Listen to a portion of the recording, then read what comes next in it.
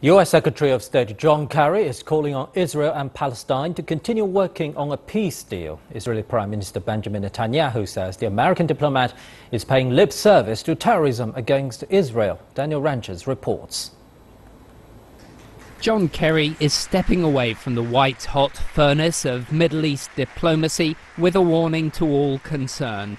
In a farewell speech at the US State Department, the US Secretary of State said the vision of Israel and a future Palestinian state living side by side in peace is in jeopardy. President Obama and I know that the incoming administration has signaled that they may take a different path and even suggested breaking from the long-standing US policies on settlements, Jerusalem, and the possibility of a two-state solution.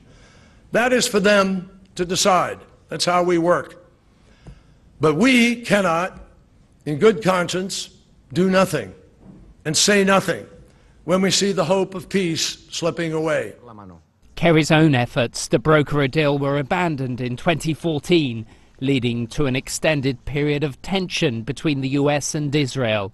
That culminated in last week's decision by the Obama administration to avoid wielding a US veto at the UN Security Council, which voted to condemn continued Israeli settlement construction. Prime Minister Netanyahu says the current administration is unwilling to acknowledge the reality of multiple threats to Israel's security. Secretary Kerry paid lip service to the unremitting campaign of terrorism that has been waged by the Palestinians against the Jewish state for nearly a century. What he did was to spend most of his speech blaming Israel for the lack of peace by passionately condemning a policy of enabling Jews to live in their historic homeland and in their eternal capital, Jerusalem.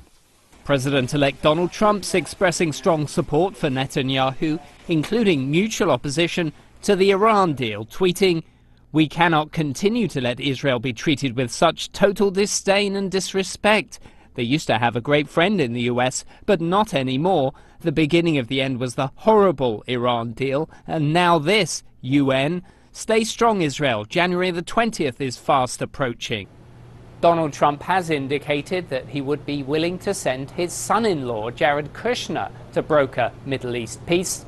Meanwhile, the Palestinian Liberation Organization has indicated that it would be prepared to rejoin the peace process if Israel stopped all settlement activity and signed on to mutually agreed recognition documents.